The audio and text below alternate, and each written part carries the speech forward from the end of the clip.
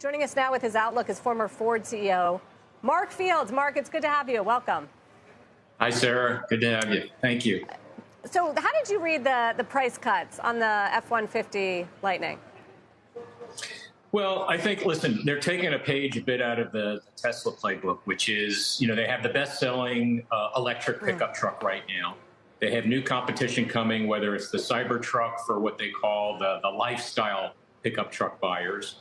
You got the new Chevrolet Silverado electric truck coming a little later this year.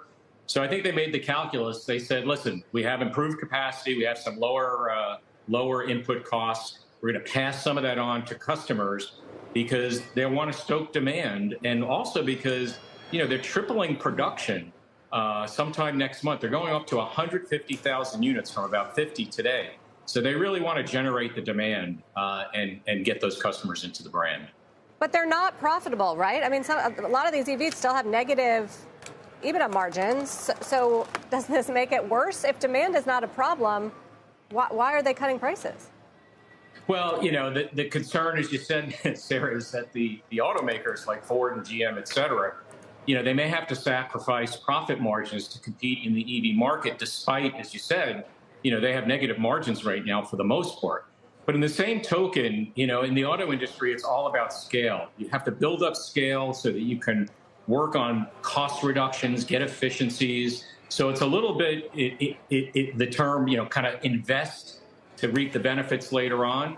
So they're going to want to drive up the production. They want to learn those lessons learned to reduce the costs going forward and improve their profitability and apply them to their next generation truck, which is coming out in the next 2 years. So, this is an investment period for them. And when you're starting in a new market in this huge transition to EVs, they've decided to, that's part of the investment that they're making here. Although, Mark, we've talked about obstacles to adoption in the past. Gas is down $1 a gallon year on year. There's ongoing charger anxiety and range anxiety. And there's even this notion that classic pickup owners are hesitant or reticent to make the leap. I wonder, do any of those hold water with you that would suggest the adoption curve needs to be more shallow? Well, this is one where I've said before, I think the auto industry is ahead of the curve in terms of consumer preferences. They're coming out with a lot of EV products in the next 6 to 12 months. The issue is when it's about early adopters, folks that have 2 or 3 or 4 cars. You've seen some good adoption. Now you're getting to mass adoption. And Carl, to your point, this is where people get down to brass tacks around what is it going to cost me versus an internal combustion engine?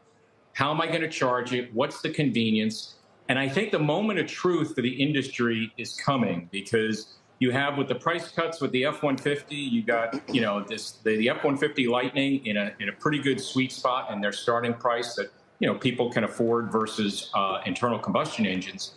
And you have a new Chevrolet Equinox, which supposedly is going to be priced in the $30,000 range. So when you take away the price issue, then it's really going to come down to, are people going to adopt this and live with the fact that it's, harder to charge, takes more time, less convenient?